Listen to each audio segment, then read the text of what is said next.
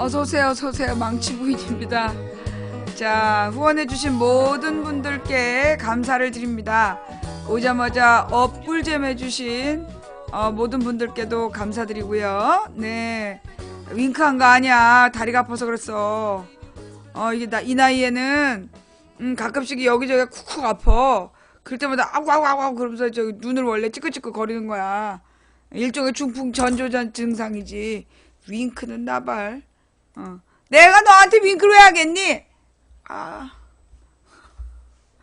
아유, 이놈의 이 썩은 육신에서 빨리 해방이 돼야지, 이거. 예. 어서오세요, 망치부인이에요. 네, 자, 여러분 어떻게 편안한 주말 보내셨어요? 아유, 나는 지난 주말에 뭘 그렇게 무리를 했는지, 예. 지난 주말에 감기 기운이 생긴 게 지금까지 가는 건지, 늙어서 그러는 건지, 오늘도 너무 어제도 너무 피곤하고, 오늘도 피곤하고, 이 주말에 좀 쉬어야 되는데 쉬지를 못해서 그런가. 예. 별건 아니지만, 예. 이게 또 이제, 어저께는 우리 남편이 또 아침부터 일찍 나가서 하루 종일 일을 많이 했어요. 그러니까 이제 내가 아침부터 딸내미 이제 로드 매니저를 하느라고, 아침에 딸내미 로드 매니저 하느라고 하루를 보내고, 저녁 때 이제 신랑이 와서 자기랑 바톤 터치하고, 나는 이제 또 그때부터 이제 우리 미래를 대비하기 위한 사탕 공부를 시작했기 때문에 공부하느라고 또 밤에 12시까지 못 잤어. 그리고 아침에 또 새벽에 5시에 일어나서 새벽기도 하고 그리고 나서 이제 또 하루 종일 공부하고 막 이러느라고 바빠가지고 이게 늙어서는 이게 공부하는 것도 어려워. 눈도 잘 안 보이고. 네, 그래요. 하여튼 그래서 어제 오늘 예, 어제 오늘 아주 바쁜 사탕 공부 이 저기잖아. 뭐라 그랬냐 되냐. 이 정권이 바뀌면 앞으로 우리 망치부인 방송의 시청률도 떨어지지 않겠어요? 네. 그때를 대비해서 이제 먹고 살 대비를 해야 될 거 아니야. 옛날에 노무현 때로 돌아가는 상황이기 때문에 그래서 지금 공부 중이에요. 근데 잘 해가지고 어떻게 좀 조갑제가 지지한 사람이 되면 계속 이 방송을 할 수 있지 않을까 하는 어떤 기대도 좀 들고 차라리 그래도 내가 사탐을 해서 돈 버는 게 낫지. 어, 아, 이 남자 박근혜를 만나는 거는 너무 괴로울 것 같다. 뭐 이런 생각도 좀 들고. 예. 음, 네네. 하여튼 뭐 여러 가지 고민이 많아요. 네. 오늘은 무슨 일이 있었냐면, 어, 예. 나 정당 없어요, 지금. 예. 우리 이제 앞집에 강아지 있잖아요. 맨날 내가 들어올 때마다 뭐 누가 오면 막 짖어가지고 내가 이제 뭐라 그래서 아줌마야 그럼 조용해지는 강아지. 얘가 이제 그 아줌마야에 대해서 누군가가 아줌마야라는 말을 했나 봐. 얘가 아줌마야 그래도 계속 짖는 거야, 언제부턴가. 내가 이제 아줌마야 했잖아요. 근데 누군가가 아마 아줌마야라고 따라했나 봐. 얘가 톤이 정확하게 내가 맨날 하는 그 톤이 아니면 계속 짖는 거야. 그래서 얘가 왜 그럴까? 그래서 내가 아줌마야 해도 짖어. 아줌마라니까 그래도 짖어. 그래서 아줌마야. 그래서 맨날 하든 한 톤을 딱 대니까 얘가 조용해지는 거야. 누군가가 이제 아줌마야라는 소리를 누가 댔나 보지. 근데 이제 범인은 우리 딸일까? 우리 딸이 누나야. 그러고 들어가 얘가 조용한 거야. 얘가 맨날 우리 딸이 누나야. 그러니까 얘가 조용해지더라고. 그러니까 이제 이놈이 이제 나 말고 누나를 기다렸던 거지. 음. 근데 이제 우리 신랑이 자기는 이제 아파트에서 강아지를 키우면 안 된다는 거야. 이렇게 막 짖고 이래서. 그러면서 강아지는 똥 싸고 오줌 싸고 시끄러운 소리를 내기 때문에 공동주택에서 키우면 안 된다는 거야. 그러니까 우리 딸이 우리도 똥 싸고 오줌 싸고 그 소리 치잖아. 이러는 거야. 근데 그 말을 딱 듣는 순간 너 지금 내 욕했지? 그래서 내가 이제 막 너희들 다 죽었어 막 그래서 이 양김씨가 또 나를 무시했다고 막 이제 신경질 낸 거야. 우리 딸이 자기 진짜 그게 아니라 우리 모든 인간은 똥 싸고 오줌 싸고 큰 소리를 낸다. 그러니까 그게 강아지가 공동주택에 살면 안 된다라는 근거가 아니란 얘기를 한 건데 엄마는 왜 그렇게 일하느냐. 그거는 자책감이다. 스스로 이게 자격지심이다. 자기 절대 그런 뜻을 한 게 아닌데 왜 엄마는 그걸 자기 엄마에 대한 욕이라고 들었느냐. 그래서 오늘 계속 하루 종일 기분이 찌고 이건 분명히 내 욕 같은데 자기는 일반론이고 엄마의 그 자격지심이라고 그러는데 반론이 없는 거야 이게. 네. 아니 근데 이 앞집 강아지가 앞집 강아지가 굉장히 똑똑한 강아지예요. 얘가 우리 집에 처음 이사 왔을 때 무슨 일이 있었냐면 그 어떤 애들이 우리 집에 와가지고 장난을 치고 갔어. 어떤 여자애들 둘이서 우리 집에 와가지고 우리 집 앞에다가 이상한 걸 놓고 간 거예요. 근데 이제 지네들은 장난이라 그러는데 나는 이게 좀 일배에서 한 거라고 생각을 해. 일배하는 애들이 아닐까. 근데 이제 걔네 부모가 무슨 공무원이라는 거야. 그것도 이 동네 살지 않는 공무원의 자녀가 우리 집 앞에 와가지고 이제 사고를 친 거야. 그래서 그때 이제 경찰을 부르고 난리가 났었는데 그때 이 강아지가 위에서 내려오는 발소리를 듣고 위쪽에다가 짖었대는 거예요. 위에다가 막 짖었대. 근데 이제 나중에 범인을 잡아갖고 조사를 해보니까 얘네들이 위에서부터 자기네들이 내려왔다. 원래는 뭐 우리 위층에 가서 사고를 치려고 그랬는데 거기 이렇게 불이 꺼져 있어서 불이 잘 안 들어와갖고 밑에 층으로 내려왔다. 그게 걔네들의 주장이야. 그러니까 우리 집에 의도적으로 장난친 게 아니다. 그냥 아무 집이나 장난친 거다라고 주장을 하는 건데 근데 이제 그때 얘가 이제 그 강아지가 사람의 발소리를 들었다는 거지. 사람의 발소리를 듣고 그 얘가 짖은 거야. 근데 이제 얘가 짖으니까 이 앞집 아저씨가 좀 이상하다 싶어가지고 밖에 나와봤더니 우리 집 문 앞에 이상한 일이 벌어져 있었던 거야. 그리고 경비 아저씨한테 신고를 한 거예요. 누가 이상한 짓을 하고 간 것 같다. 그래갖고 이제 우리가 경찰을 불렀거든. 그러니까 이제 이 애가 이 앞집 강아지가 그래서 뭔가 낯선 사람들이 오면 막 짖어. 그러니까 나는 이 앞집 강아지가 나랑 하루 종일 있으면서 막 짖을 때, 요 앞집에서 막 짖을 때, 아, 누가 밖에 와 있나? 예. 누가 밖에 와 있나? 이런 기준이 되는 거야. 그리고 이제 우리가 뭘 시킨다든가 이럴 때 걔가 계속 짖어주면 이게 사실은 이제 누가 몰래 우리 집 앞에 올 수 없잖아. 그러니까 나는 요 앞집 강아지가 짖어주는 게 되게 고마운 거야. 응. 근데 이제 우리 신랑은 그 강아지가 공동주택에서 막 소리를 내고 그러면 안 된다. 이래니까 우리 딸이 우리도 똥 싸고 오줌 싸고 큰 소리 내면서 왜 강아지한테만 못하게 하느냐? 그게 우리 딸 말이 좀 맞는 것 같아요. 다시 한번 앞집 강아지의 소중함을 생각하면서, 그 웃기는 건 얘가 내 말 알아듣는다는 거지. 그래서 그 아줌마야라는 그 톤을 정확한 소리를 낼 때까지 얘가 계속 짖는 거야. 내 생각엔 여전히 얘가 우리 딸이 누나야 그러니까 가만히 있더라고. 그리고 나도 내가 아줌마야라는 어떤 톤을 딱 얘기하면 얘가 가만히 있는 걸로 봐서 누군가가 우리 집에 앞에 와서 아줌마야라는 내 말을 방송으로 들은 사람이 흉내를 냈던 게 아닐까. 그래서 얘가 반응을 하는 게 얘 되게 똑똑한 강아지거든. 누가 이렇게 가령 이제 우리 앞에는 이제 그 뭐라 그러니 방화문이 있어요. 근데 그 방화문을 주로 닫아놓게 되어 있는데 닫아놓게 되어 있는데 어떤 날 보면 열려 있어. 근데 그렇게 이상하게 열려 있는 날은 얘가 막 짖어. 요 앞집 개가 계속 짖어. 그러니까 뭔가 이상한 일이 벌어지면 그리고 바깥에 누가 왔다 갔다 하면 얘가 계속 짖기 때문에 강아지들이 귀가 예민하잖아.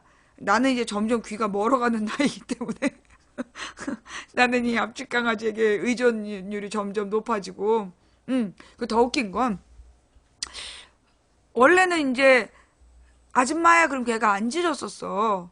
근데 언제부턴가 다른 목소리에 걔가 짖더라고. 왜 그런가 했더니 걔가 두 마리가 된 거야. 그래서 걔가 두 마리가 됐는데 그 아들 개를 낳은 거지. 엄마가 이 아들을 낳았대. 근데 이 아들 개가 계속 짖은 거야. 자기는 이제 인정이 안 되는 거지. 근데 어느 날 엘리베이터에서 자기 이제 엄마 아빠가 우리를 같이 만났어. 그래서 대화를 하면서 너구나, 네가 매일 짖는 강아지구나, 아줌마야. 그래서 인사를 했어. 그 뒤로 아들 강아지가 안 짖어. 어. 내가 이제 아줌마야, 맨날 와서 아줌마야 하는 사람이 나야, 알아도. 그랬어. 그랬더니 얘가, 이 아들 걔가 이제 안 짖어. 예. 와, 그 신기하더라고요. 그리고 그 뭐라 그러나 강아지들이 되게 웃긴 거 알아요? 얘네들이 되게 멍청하다 그러는 거 되게 오해하는 거야. 강아지들 되게 똑똑해. 그럼 무슨 일 있었냐면 이제 어느 캠핑장에 갔는데 이 캠핑장에서 강아지가 내 옆에 와가 내가 이제 불을 피우고 있으니까 옆에 와가지고 막 나무 그 가지를 마른 가지를 똑똑 부러뜨려 씹으면서 고기 없냐 이런 표정으로 쳐다봐서 우리 고기 없어. 근데 내가 이제 걔 의사를 알아듣는 거야. 그래서 고기 없어. 오늘 우리는 불만 피우고 갈 거야. 그랬어. 그때 일어나가지고 치! 이러는 거야. 치! 그러더니 조목조목 걸어서 가. 그 멀쩡히 걸어가는 거 내가 봤단 말이야. 근데 우리 남편이 이제 산에 가서 나무를 해갖고 왔어. 나무를 해갖고 왔는데 그 개가 따라오는 거야. 근데 그 개, 따라오는 개가 다리를 저는 거야. 그리고 내가 얘 다쳤나 보다 그랬어. 했더니 다쳤나 봐. 아까부터 절더라고. 그래 아니야 얘 멀쩡한 개야. 했더니 아니야 자기 볼 때부터 절었대. 우리 신랑이 또 주머니에서 뭔가 과자를 줬나 봐. 그래서 내가 알아보니까요. 실제로 강아지들이 사람 봐서 저는 흉내를 낸대. 그거 알아요? 한쪽 개 다리를 저는 흉내를 내는 개들이 있다는 거야. 그게 주로 이제 남들한테 얻어먹는 강아지들이 다리 저는 흉내를 낸대. 내 친구도 개를 키우는데 그 내 친구가 이제 키우는 개가 어느 날 발을 다친 거야. 그리고 이제 그 발을 다친 걸 보고 아프지 않냐 이렇게 만져줬대. 그 뒤로 이놈이 내 친구만 보면 멀쩡히 지네들끼리는 잘 놀다가 내 친구만 보면 다리 하나 전대는 거야. 근데 그런 여러 사람한테 들었어. 예. 강아지들이 관심 받고 싶을 때 다리를 전대는 거야. 그리고 그게 대상을 봐가면서, 그 캠핑장에서 만난 그 개가 우리 신랑이 또 나무를 하러 갔다? 내 앞에서 멀쩡히 다니는 거야. 그러니까, 이 아줌마한테는 그 절어봤자 소용없겠다 싶으면, 국물도 없다 싶을 때 멀쩡히 다녀. 근데 우리 남편이 오면 저는 거야. 야, 이 개들이요. 사람을 딱 알아본다니까? 사람을 딱 알아봐가지고, 이 여자 피도 눈물도 없게 생겼다. 그러면 안 절어. 근데 이제 우리 남편이 찌르면 뭐 좀 나오겠다 싶으면 저는 거야. 그 캠핑장에 걔는 잘했는지. 네. 그러니까 이 강아지들이 그렇대요. 그래서 그 애정결핍이 있는 강아지들이 그렇게 이렇게 그 관심을 받기 위해서, 그런다는 거야. 그리고 이제 우리 언니네가, 이게 사실은 이제 나도 개를 별로 좋아하지 않았어요. 걔들이 옛날부터 날 좋아했지. 근데 우리 이제 언니네 집에서 강아지를 키우는 거야. 근데 이 강아지가 얼마나 자기 의사가 분명한지 그 개가 그리고 이제 우리 언니네 집을 만났을 때는 누구를 이제 내 마음에 안 드는 놈을 아이 개새끼야 이렇게 욕하면 안 돼. 개가 무슨 죄냐. 그래서 막 항의를 하는 거야. 개를 키우는 가족으로서 그 개를 모욕하지 마라. 이 개젖을 빨아, 너 그렇게 개젖을 빨라고 욕하지 마라. 개가 무슨 죄냐. 그래가지고 나 개 이모잖아. 개 조카를 키우게 된 다음부터 그 개를 욕하는데 이게 그 개젖을 빨아라 이 말이 잘 안 나와. 개가 무슨 죄냐. 그래서 요즘에는 이제 쥐새끼, 쥐젖을 빨아라 이런 얘기를 하는 거지. 개 이모야 나. 근데 이 강아지들이요, 예, 정말 사람을 알아보고, 그리고 되게 얘는 자기 의사가 분명해. 그래가지고 이제, 왜 니네들끼리만 놀고 나는 빼놨냐. 이러면서 이제 자기를 가다 놓으면 막 짖어. 풀어주면 아주 그냥 사이좋게 놀고. 그리고 또 겁은 또 얼마나 많은지. 강아지들이 겁이 그렇게 많아. 겁이 되게 많기 때문에, 그리고 이 사람에 대한 유대감이 또 높고. 그러니까 이 진짜 개를 키우는 사람들의 마음을 이해를 하겠더라고. 근데 나는 개똥 치우고 이런 헌신적인 마음이 없기 때문에, 그리고 이제 우리 신랑이 내가 이제 앞집개하고 점점 친해지니까 내가 볼 때 경계를 하는 것 같아. 내가 자꾸 앞집개랑 친해지고 앞집개랑 대화하는 걸 보더니 그다음부터 이 개를 키울 수 없다는 얘기를 자꾸 하는 걸로 봐서 내가 개를 키우자고 할까봐 미리 약치는 것 같아. 어, 예. 그러니까 이제 내가 또 이제 그 우리 딸이 다 컸잖아. 그 이제 내년에 딸을 이제 대학 뭐이 20살이 되면 딸을 독립시키겠다. 이제 이런 마음이 있는데 이 딸을 독립시키고 나서 내가 개를 키우겠다 이러면 또 자기가 다 키워야 되잖아. 옛날에 이제 우리 딸을 낳고 나서 내가 딸을 또 애를 또 낳고 싶다 그랬더니 자기 싫다는 거야. 그래서 왜 싫으냐? 그랬더니 넌 낳기만 할 거잖아. 키우는 거 자기가 다 하고 당신은 낳기만 할 거기 때문에 자기는 이제 더 이상 애를 안 낳겠대. 그러면서 5년을 버틴 거예요. 그러다 이제 둘째를 2번 시도했다가 실패하고 그리고 이제 지금은 이제 둘째를 완전히 포기하고 이제 거의 딸을 19까지 키운 거 아니에요. 18살까지. 근데 이제 내가 자꾸만 적적해지면 뭐 이제 또 혹시 개를 하나 키운다고 그럴까봐 개 절대 안 된다. 그 다음에 남의 집 애기도 절대 안 된다. 내가 나 애 보는 아르바이트를 할까 그랬거든. 애기들이 너무 귀엽잖아. 나 동네에서 애 보는 아르바이트를 할까 그랬더니 애 절대 안 된다. 개 절대 안 된다. 애랑 개를 키울 수 없다라는 얘기를 계속 하면서 그러고 있어요. 예.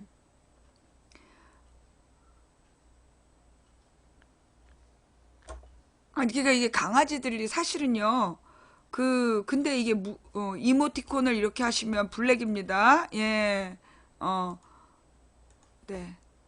하느라고 고생했어요. 블랙이에요. 아니, 그 뭐 특수문자 저렇게 많이 하면 블랙이야. 예. 아니, 근데 이제 사실은 강아지들도 사람이랑 똑같아서, 그렇게 왜 대부분 요즘에 강아지를 키운 사람들이 혼자 있는 사람들이 외로우니까 집에다 강아지를 키우잖아. 근데 그런 경우가 제일 안 좋대요. 왜 안 좋냐면, 걔들이 하루 종일 혼자 있는 거야. 그리고 걔들 우울증이 그렇게 많대. 그 얘기 알죠? 이게 사람이 자기 이기심으로 혼자 집에 있으니까 혼자 개 키우기 힘들다 그러면서 그러니까 혼자 있기 외로워서 말동무로 개를 키우는데 그 강아지들이 하루 종일 집에 갇혀 있는 거 그게 그렇게 안 좋대 강아지들한테. 그래서 그 개들이 그렇게 우울증으로 막 뭘 찢어놓고 그러는 거라는 거야. 신발을 찢거나 뭐 이렇게 집안을 엉망으로 만들어 놓는 거 그거 우울증이래. 자기 표시를 내는 거래요. 그래서 개가 그렇게 했다면 그건 이 개를 키우는 반려견의 이 주인이 잘못하고 있는 거야.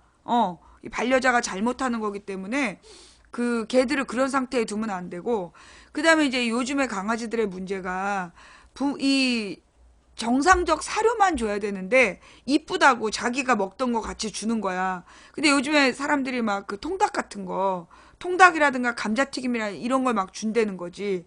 그게 강아지들의 그 심장병이나 당뇨의 원인이 된다는 거야. 예. 그래가지고 이 강아지들에게 아무거나 주는 거, 고열량 사람이 먹는 거 주는 게 그게 그렇게 안 좋다는 거지. 어. 그리고 또 하나의 문제는 세 번째는 강아지를 운동 안 시키는 거. 매일매일 강아지들은 적어도 1시간 이상을 뛰어다녀야 된다는 거야. 막 뛰면서 운동을 해야 이 강아지들이 건강한데, 사실 이 아파트에서 키우다 보면, 특히 이제 이 직장을 다니고 아파트에서 키우다 보면, 개들을 제대로 산책을 안 시키잖아. 어, 네. 그래서 그게 문제인 것 같아요. 예. 그래서 내가 요즘에 든 생각이 뭐냐 하면, 왜 애들 놀이방이 있잖아. 어?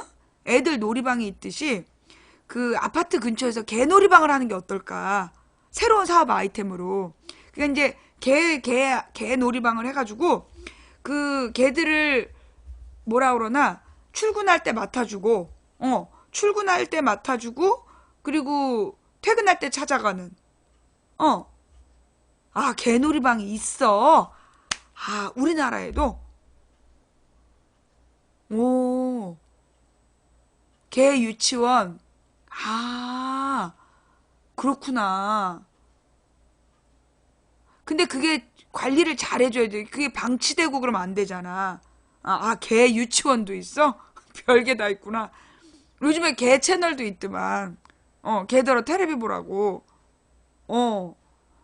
근데 그 개를 감시하는 CCTV 이런 거 별로 안 좋고요. 그 개들 더 흥분시켜. 뭐가 움직이면 민감하잖아.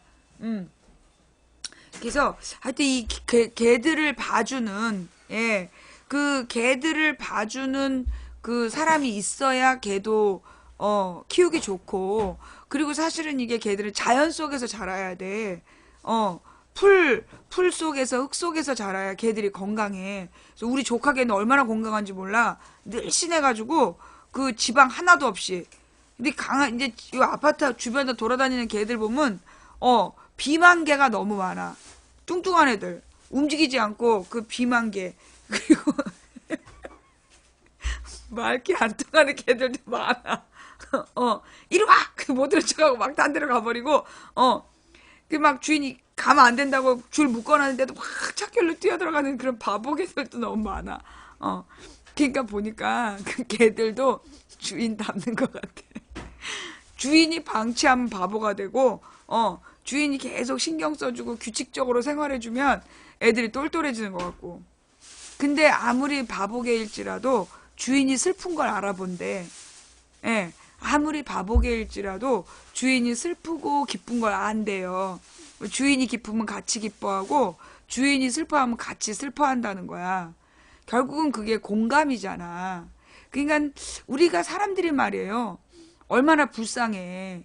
사람이 사람과 교감해야 되는데 사람하고 점점 교감하지 못하고 동물하고만 교감하는 거야. 그게 결국은 이제 우리가 점점 고독해지는 거죠. 그러다 보면 어떤 생각을 하냐면 사실 이제 강아지를 키우는 게 우울증이 있는 사람들한테 되게 도움이 된다는 거야.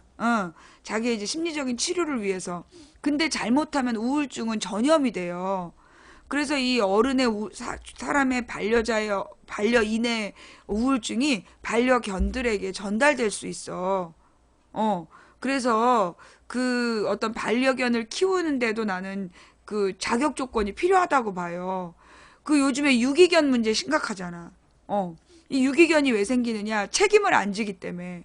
하긴 인간이 말이에요. 사람도 낳아서 책임을 안 지는데 강아지들이 아프면 갖다 버린대잖아. 그 휴가철에 유기견들이 그렇게 많이 생기고 섬 지방에 그렇게 유기견이 많대잖아. 얼마나 어이가 없어. 섬에다 갖다 버려야 걔가 따라오지 못한다고. 이 잔인한 인간들. 어. 그래서 이 그 인간의 책임성에 대한 문제 그리고 사실은 이게 어떤 얼마 전에 나온 뉴스에 아빠가 게임하느라고 아기를 방치해가지고 아기가 죽고 막 이런 거 아니야. 게임하는데 애가 운다고 때리고 막 이래가지고 이제 그런 이야기들을 보면 이게 우리가 이게 결국은 인간들이 그 어떤 다른 생명체에 대한 생명체를 존중하고 책임지는 생명에 대한 책임을 제대로 교육하고 있지 못한 세태다. 오로지 애를 낳아가지고 무작정 그 경쟁 그래서 그 저기 막 기기 시작한 애를 영어 유치원에 보내고 그런 거 아니에요. 기기 시작한 애를 영어 유치원에 보내고 초등학교 때부터 막 이마에 원형 탈모 걸리도록 공부시키고 그래가지고 막 미친 듯이 고3 때 공부하는 기계를 만들고 그래갖고 나중에 서울대 간 애들이 씨발년아 너 이거 받으려고 나한테 이랬지 이런 얘기나 듣고 있는 뭐 나 아는 누구도 명문대를 간 다음에 지네 아버지한테 맞담배 피자 그랬다는 거야. 그게 뭐 하는 짓이냐고. 어떻게 아버지한테 맞담배 피자는 얘기가 나와. 그러니까 이제 이게 그 서울대만 가면 엄마한테 씨발려나 그러고 명문대 가서 아빠한테 맞담배 피자 그러고 이제 이게 우리가 진짜 잘못된 교육을 하고 있다는 거죠. 그러다 보니까 이 아이들, 우리 인간 사회가 점점 망해가는 방향으로 가고 있는 거죠. 네. 그래서 사실 이게 진짜 이 명문대가 우리 인생의 가치관이 돼버린 거. 결국 이 명문대라는 건 뭐냐면 돈 때문이거든. 돈을 많이 버는 직업 때문에 애들 명문대를 보내기 위해서 애들의 인격이고 뭐고를 전혀 신경 쓰지 않고 도덕이고 뭐고 그냥 공부만 드립다 공부만 잘해. 너는 공부만 하면 돼. 다른 거 아무것도 하지 마. 그렇게 애들을 키워놓으니까 이것들이 명문대를 나온 쓰레기가 되는 거야. 어. 명문대를 나온 쓰레기들을 키워내고 있다. 그리고 그것들이 명문대를 나온 쓰레기들이 우리 사회에 그 학벌을 팔아가지고 또 주요한 역할들을 한다는 거 아니야. 그러니까 나라 꼴이 개판이 될 수밖에 없는 거죠. 예. 그래서 정말 우리가 이런 문제들을 기도해야 돼. 예, 우리가 진짜 기도해야 된다니까. 예. 우리가 이 그 인간이 인간을 바라보는 관점을 바꿔야 되고, 인간이 인간 사회를 만들어가는 뭐라 그러나, 세태를 바꿔야 돼. 그러니까 이제 지금 소위 뭐라 그러나 직업도 괜찮고 외모도 준수한 사람들이, 그런 남녀들이 각자 혼자 살아. 그러니까 오피스텔들을 다 얻어가지고, 그 직업도 있고 외모도 준수한 남녀가 너무나 일하느라고 바빠갖고 연애를 안 하고, 그리고 그 연애를 해서 상처를 받고 그럴 여유가 없는 거야, 마음의 여유가. 그래서 연애를 안 하고 살아가면서, 그러다 보니까 세상이 점점 각박해지고, 그러니까 점점 더 우울증만 많아지고, 그러니까는 이 그 우울증 치료하는 정신과만 늘어나고, 이 얼마나 황당한 일인지. 이게 사회적으로 경쟁사회에 있다 보니까 그 사랑을 못 하는 거야. 그래서 이 사회가 죽어가는 거죠. 그러니까는 이제 그 서양 사회가 한 30년 전에 이랬어. 그러니까 우리가 어린 시절에 자랄 때 서양의 모습이 오늘 우리 같았다니까. 우리가 어린 시절에 자랄 때 외국 사람들은 결혼을 안 한다더라. 그리고 그냥 성관계만 하고 결혼도 안 하고 그 관계를 지속하는 걸 싫어한다더라. 그리고 서로 간섭하는 거 싫어하고 각자 이렇게 자기 개인 생활만 한다더라. 그런 얘기, 그다음에 자살률이 많다더라. 그런 이야기들을 우리가 30년 전에 듣고 자랐거든. 근데 지금 우리가 30년 만에 그런 우리 사회를 보게 되는 거죠. 예. 그러면서 이제 이게 이 되게 끔찍한 상실감에 시달리는 거잖아. 문제는 뭐냐면 이 우리가 그렇게 다른 사람이 개입하는 거 싫고 집안에 다른 사람이랑 살면서 막 신경 쓰는 거 싫어하고 차라리 혼자 살고, 요즘은 가족하고 사는 것도 싫어하고 혼자 사는 거잖아. 그래서 이제 혼자 사는데 문제는 뭐냐? 외로운 거야. 너무 외로운 거야. 혼자 사는 게. 그쵸? 그러면서 세상에 다 나만 혼자인 것 같고, 내가 혼자 죽어버려도 아무도 모르겠지 싶고 그러고 있잖아. 뭔가 잘못됐다니까요. 무슨 얘기냐 하면 우리가 다른 사람이랑 살면 불편해요. 예. 이 집안에 사실은 이제 결혼해서 이혼을 많이 하는 이유가 어른이 될 때까지 자기 삶의 패턴이 있어. 근데 결혼을 하면 전혀 다른 패턴을 가진 자가 나타나갖고 한 공간에 와 있는 거야. 너무 부담스럽지. 완전히 다 내 거였는데 절반을 내줘야 된다는 게 너무 힘든 거야. 그래서 서로 막 그 불편한 걸 참다 터져갖고 그게 이제 그 부부간의 성격 차이의 시작이 되는 거거든. 근데 이제 그게 부부가 아니라, 그러니까 부부는 성관계로 푸는데, 부부 생활로. 근데 이게 부부가 아닌 가족이라든가, 자매나 친구나 이 룸메이트는 그게 안 되잖아. 그러니까 그로 인해서 더 막 힘들어지는 거죠. 근데 그걸 견디질 못하는 거야, 이제. 예. 그거를 견디지를 못해가지고 혼자 사는 거야. 그러니까 같이 사는 이 공동 생활을 함으로 인한 불편을 견딜 수 없어서 따로 사는 거죠. 근데 그래놓고 외로워지고 우울해지고 악순환인 거야. 그러니까 나는 우리가 좀 자세를 바꿔서, 불편하더라도 같이 사는 훈련을 해야 된다. 예. 그러니까 우리가 불편해도 같이 사는 훈련을 해야 되고, 그리고 욜로족이라는 게 있어요? 욜로가 무슨 뜻이야? 내가 그 욜로라는 단어를 모르네? YOLO의 뜻이 뭐예요?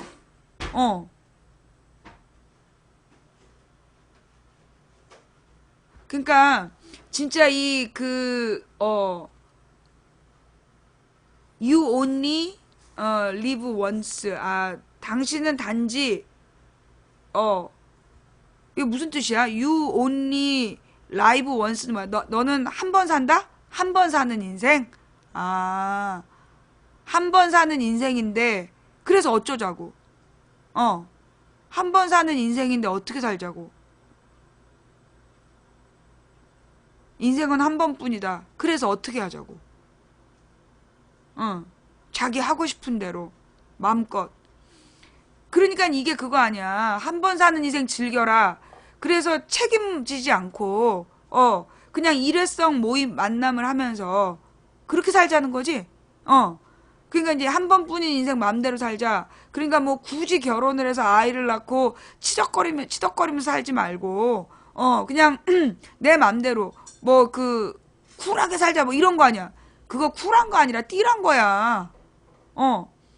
아니 그것도 말이야. 솔직히 얘기하고 한 번뿐인 인생 맘대로 살자.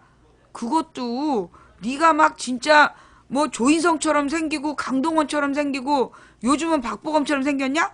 박보검처럼 생기고 돈도 그만큼 있을 때 한 번뿐인 인생 멋있게 사라지는 거지. 안 그래? 우리 다 비슷하게 생겨갖고 그렇게 그런 짓 하지 말어.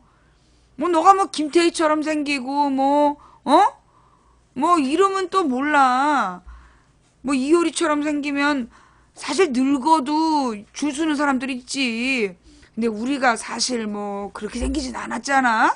아무 때나 우리가 원한다고 뭐 따라와봐 그런다고 줄줄 따라오는 게 아니잖아. 따라와봐 그러면 신고하잖아. 너 나랑 같이 가자 그러면 신고한단 말이야. 예, 그런 우리가 겸손해져야 돼. 예.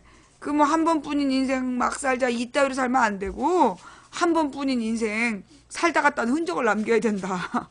있을 때 그나마 최상일 때 한 살이라도 더 먹기 전 오늘이 내 인생의 리즈 시절이야. 잘 생각해야 돼. 모든 인간은 오늘이 내 남은 인생의 리즈 시절이야. 우리 잘 생각해 보자고. 오늘이 내 남은 인생의 마지막 리즈 시절이기 때문에 오늘 최선을 다해 사랑해야 돼. 그래서 내가 살다 갔다라는 그 흔적을 남겨야 되는 거지. 우리가 겸손해져야 돼요. 예. 여러분이 뭐 진짜 뭐 수지나 뭐 요즘 누가 인기 있냐? 뭐 최고의 여배우, 최고의 남배우처럼 생겼으면 아무 때나 따라올래? 들어가도 되니? 이래도 되지만 예. 우리가 뭐 이렇게 생긴 우리들끼리는 서로 같이 살자. 뭐 너 지금 네 인생의 리즈 시절은 지금이야. 너 내가 오래 때 따라와. 이래가지고 살아야 되고. 그리고 내가 그랬잖아. 그 뭐라 그러나 상대를 고를 때 나보다 나은 상대를 고르려고 하지 말고 나보다 못한 상대를 골라. 그러면은 사람이 많다니까. 사람이 왜 그 배우자를 선택을 못하냐면 꼭 지보다 나은 사람을 고르려고 그래.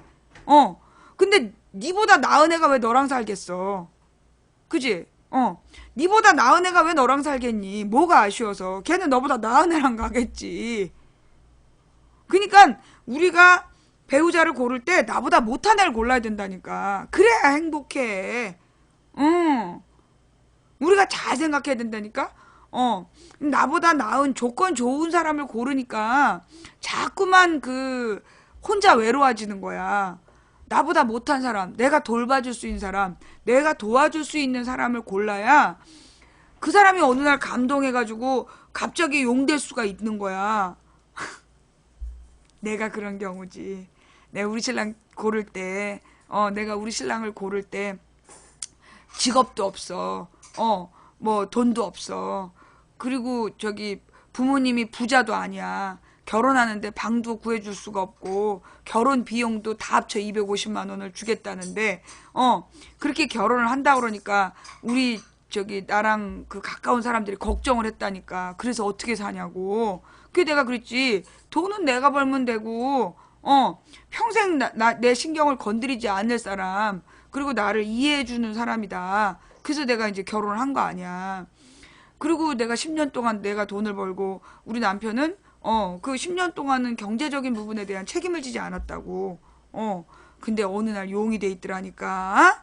야, 내가 개천이었던 거지. 용 키우는 개천. 내가 그 당시에 생각을 달리 했으면 뭐 직업이 좋은 잘 나가는 뭐 직업을 고를 수 있는 상황이었어요. 예. 그 뭐 이런저런, 왜냐면 이제 남편이 약혼을, 그러니까 대학교 때 약혼을 하고, 그것도 웃겼지. 우리 엄마가 전현이 저게 우리 용석이하고 약혼을 안 하면 저거 평생 혼자 산다 그러면서 그러다가 아주 외롭게 혼자 뒤질년이다 이래갖고 우리 엄마가 이제 작전을 짠 거 아니야. 그래갖고 이제 우리 동생이 결혼을 한다니까 그걸 핑계 삼아가지고 네 동생이, 내가 또 우리 동생한테 또 누가 되는 걸 싫어한다는 약점을 노린 거지. 너 동생이 결혼하는 거 아니야. 그래? 그랬더니 동생이 경상도로 시집 가는데 언니가, 미혼인 언니가 손위에 있다. 그게 동생한테 얼마나 흠이 되는지 아냐. 야, 네가 공부하느라고 시집 못 갔다 그러려면 네가 약혼이라도 해야 된다 하고. 누구랑 약혼을 하는데? 누구야? 용석이랑 하지. 내가 걔랑 왜 약혼을 해? 아, 그냥 걔도 그 우리 집에서 저거 왔다 갔다 하고 그러는 저기가 있으니까 약혼을 해두는 거래서. 아니 근데 약혼은 결혼하겠다는 약속인데 그걸 어떻게 지키려고 그러냐 해서, 이 결혼했다가도 다들 이혼을 하는데 약혼은 흔적도 안 남다고, 법적으로 서류에 남지도 않는다라고. 시킨 대로 잔말 말고 그 저기 뭐 그것도 군대 간다며. 군대 가서 또 헤어질지 어떻게 알아? 야, 빨리 약혼이나 해. 그래갖고 이거 아닌 것 같은데도 막 밀려갖고 약혼을 했단 말이야.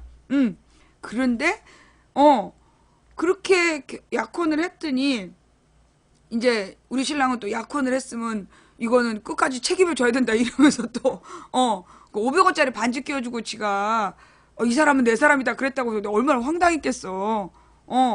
근데 자기가 어느 날 공항 갔다 와가지고 대학교 1학년 때 공장 가가지고 박스 나르고 개고생해서 번 돈으로 나한테 뭘 사주겠다는 거죠. 다 필요 없다. 근데 기어이 사준다겠고, 내가 리어카를 지나가는데 머리가 짧았어.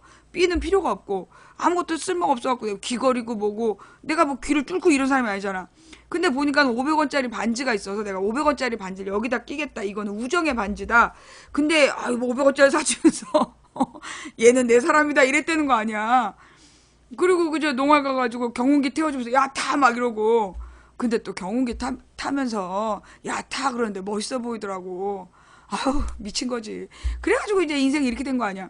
근데 좌우지간 우리 엄마가 이제 약혼을 시켜놓고서는 그 약혼에 대한 책임을 지라고 이제 결혼을 시킨 거 아니야. 근데 이게 우리 엄마가 아주 장기적인 계획으로 우리 신랑을 이제 결혼을 시킨 거고, 나는 그래서 지금까지 잘 살고 있단 말이죠. 예. 그러니까 이제 우리 엄마가 참 현명하셨던 거야. 우리 엄마가 이제 현명하셔가지고 제가 너무나 기운이 세니까 전현이 이제 혼자 살면 누구 하나 죽이겠구나. 그리고 아무한테나 결혼하면 그 집은 무슨 죄냐 이러면서 이제 엄마가 고르고 골라갖고 이제 우리 김용석 씨하고 나하고 이제 엮어준 거 아니겠어. 그래. 근데 나는 결혼해갖고 지금까지 그래서 이제 약혼한 다음에 한번 그 얘기 하다 말고요. 이제 그렇게 약혼을 해놓고 남편이 방위를 받으러 시골을 내려갔단 말이야. 그래서 2년 동안 방위를 받고 왔어요. 18개월 방위를 받으러 갔어. 그래가지고 이제 그동안에 내가 서울에서 혼자 있었단 말이야. 그러니까 그때 많은 유혹이 있었죠. 예. 이제 여러 말을 시킬 뻔한 많은 건수들이 있었는데, 내가 워낙 성질이 더럽잖아. 그래서 이제 누가 이쁘다 그러면 나 돈 없어 이래버리고, 예, 시간 있어요 그러면 시간 있으면 뭐 잘 거야 뭐 이런 식으로 나오다 보니까 본의 아니게 기다리게 된 면이죠. 네. 근데 이제 자우지가 이제 내가 결혼은 아무래도 내 기질이 안 맞다. 그래서 도망가려고 그러다가 우리 아버님이 폐암말기 진단을 받고, 나는 네가 우리 집 며느리가 되는 걸 보고 싶다 해서 내 아버님 그러고 결혼했잖아. 그러니까 이게 이 모든 약혼은 엄마가 저기 작전을 펴서 한 거고, 결혼을 시아버지가 폐암 걸렸다고 너를 며느리로 보고 싶다 이러셔갖고 내가 그래서 결혼하는 바람에 이게 내가 결혼을 왜 했는지, 어쩌다 보니까 약혼을 했고 어쩌다 보니까 결혼을 했기 때문에 사실은 한 3년 동안은 내가 결혼을 왜 했는가에 대한 좀 고민이 있었어요. 그리고 그러다가 이제 우리 신랑, 우리가 3년 동안 행복했으니까 이제 그만 헤어지자 했더니 우리 신랑이 아기를 낳자. 그래갖고 이제 아기를 낳았잖아. 그래서 나는 애 때문에 산다. 애가 너무 이쁘기 때문에 사는 거다. 그때 우리 신랑이 어느 날 그거는 그렇게 생각하면 안 된다는 거야. 아이 때문에 살면 안 되는 거고, 당신이 자기랑 살면서 행복해야 애가 잘 자란다는 거야. 그 말이 맞았죠. 그러면서 이제 남편이 어떻게 하면 아내를 행복하게 해줄까, 그걸 진짜 더 깊이 더 진지하게 생각했던 것 같아. 그러니까 사실 우리는 막 애한테 잘하는 거, 그러니까 애를 낳아놓고 애한테 잘하는 거에다만 신경 썼단 말이야. 근데 어느 날 내가 교회에서 아무 생각 없이 교회 그 성경 공부 시간에 사실 나는 요즘에 애기 때문에 사는 거지 뭐 농담처럼 얘기를 한 거야. 뭐 애기가 아니면 남편하고 굳이 살 필요가 있나? 그러니까 나는 이제 워낙 그 뜻은 나는 혼자서 먹고 살 수 있기 때문에 굳이 결혼을 유지할 이유가 없다. 아이가 있기 때문에 아이에게 아빠가 필요하니까 사는 거다라는 얘기인데 우리 남편은 그게 되게 문제라고 생각했던 거죠. 그래가지고 그런 생각을 하면 안 된다. 그러면서 그 아이보다 부부가 먼저다. 부부가 서로 깊이 사랑해야 아이가 그 사랑하는 부모로부터 인간적인 교육을 받는 거다. 그러면서 남편이 가르치려고 한 게 아니라 내가 자기를 정말 깊이 사랑할 수 있도록 그 노력했어요. 여기서 중요한 건 우리 남편이 내가 자기를 깊이 사랑할 수 있도록 더 사랑해 주는 거야. 원래도 사랑해 주고 원래 헌신적이었지만 정말로 더 그러니까 아내가 자기를 사랑할 수밖에 없는 사람이 되도록 그렇게 더 노력했어. 그러다 보니까 뭐라 그럴까요? 그 이제 경상도 남자다 보니까 되게 실용적인 사고를 한단 말이야. 실용적인 사고를 하고, 그러니까 이제 꼭 필요한 말만 하고, 그런 사람이면 그렇게 살다가, 그리고 이제 무슨 정치적인 문제라든가 이런 대화는 했지만, 어떤 남성과 여성으로서의 대화라든가, 사랑에 대한 대화를 많이 안 했던 것 같아. 우리가 이제 운동권 커플로 만났고, 데모하느라고 연애를 별로 못했고, 그리고 그렇게 하다 결혼했기 때문에, 남녀 간의 어떤 그 애정을 확인하는 그런 게 좀 부족했었던 것 같은데, 근데 그때부터 남편은 굉장히 그 남자로서 아내를 사랑하는, 그리고 이제 아내가 뭘 좋아하나, 그리고 아내의 정서적인 문제, 나의 정서에 신경 썼어. 그 전에는 나의 능력, 내가 돈 벌어오는 능력이라든가, 어떤 나의 그 일을 도와준다든가, 업무와 능력에만 관심이 있었단 말이야, 남편이. 근데, 그때부터는 나의 감정에 대해서 더 신경 많이 썼던 것 같아요. 예. 그래가지고 이제 정서적으로 내가 만족해 하는가, 그 부분을 더 신경 쓰고, 마음을 살피는 거지. 오늘은 별일 없었어? 이런 거. 그러니까 이제, 오늘은, 그러니까 늘 그 전에 남편의 관심사는 내가 혹시 누구랑 쌈박질하고 회사에다 사표를 집어던지지 않을까? 그게 관심사였다라면, 오늘은 기분이 좋았는지, 오늘은 아이들하고 어떤 마음을 가졌는지, 뭐 이런 것들을 묻기 시작했던 것 같아요. 그러면서, 뭐라 그러나, 정치적인 하나의 목적으로 살아가다가 어떤 인간관계를 하게 된 거지. 인간적인 대화들을 하고, 서로와의 인간적 내면에 대한 이야기들을 관심을 가져주니까, 그 관심에 의해서 내가 마음의 상처가, 내가 옛날에, 어린 시절에 내가 받았던 상처들이 있었던 거야. 그러니까 그건 뭐냐면, 우리 언니는 장녀였고, 엄마가 데려다 키운 오빠가 있었고, 막내 동생이 있었는데, 늘 이제 엄마랑 아빠는 언니를 되게 좋아했고, 그 다음에, 이제 우리 엄마는 그 아들을 되게 신경 썼어. 내 위에 오빠를. 그리고 막내는 늘 아팠기 때문에 온 가족이 걔한테 신경을 썼어. 근데 나에 대해서는, 쟤는 건강하고 착하고 똘똘하네. 이러면서 내버려 둔 거야. 그러니까 우리 집에서 나에 대해서 쟤는 늘 강인하고, 어려서부터 책임감이 강하고, 자기 할 일을 알아서 잘한 애다. 그러면서 신경을 안 써준 거야. 가족들이. 그래서 내가 나의 정서적인 부분에 대해서 보살핌 받지 못하고 자란 거죠. 그러다 보니까 나는 늘 누군가를 보살피는 일은 잘하는데 내가 뭐가 힘들어 이런 걸 설명을 잘 못하는 거야. 내가 어떤 부분이 힘들어, 나는 어떤 게 필요해 이런 말을 못하고 그러고 살았었던 거야. 근데 이제 우리 남편이 그런 나의 문제점을 굉장히 잘 파악하고 계속 뭐가 필요한지를 물은 거죠. 그리고 이제 우리 남편이 나를 오랫동안 관찰을 한 거야. 내 일기장도 훔쳐보면서 나에 대한 관찰을 한 거지. 그래서 이제 얘는 자기가 이제 힘든지를 모르고 막 밀어붙이는구나. 그러니까 어떤 한 번의 일에 빠지면 몰두해가지고 완전히 배터리가 다 방전될 때까지 밀어붙이다가 한 방에 뻑 가는 애구나. 그걸 안 거야. 그래가지고 이제 이 신랑이 나를 관찰을 해가지고 쓰러지기 전에 관리해 주는 거죠. 쓰러지기 전에 관리하고 그 뭐라 그러나 화내기 전에 보살펴 주는 거. 그러니까 폭발하기 전에 당신 뭐가 힘들어? 이렇게 물어봐 주는 거야. 내가 그러면서 많이 나아졌어요. 그러니까 뭐가 힘든지. 그리고 그 혹시 그리고 이제 그 뭐라 하나 계속 데리고 다니면서 바깥 공기를 쐬게 해주고 그 드라이브 같은 걸 시켜주면서 정서적으로 쉬게 해주고 안 그러면 또 이제 막 이 일에만 몰두해가지고 그 물불을 안 가리고 막 하다가 너무 날카롭게 자기를 불태워버리는 스타일이니까 우리 남편이 굉장히 현명하죠. 근데 이거 내가 볼 때 이거는 나를 오래 써먹기 위한 방법이었던 것 같아. 예, 나를 오래 써먹기 위해서. 이제 내가 돈 벌어온 사람이니까 돈을 오랫동안 잘 벌어오게 하려면 이렇게 잘 관리해줘야 된다. 안 그러면 이게 빨리 죽어버릴 수 있다.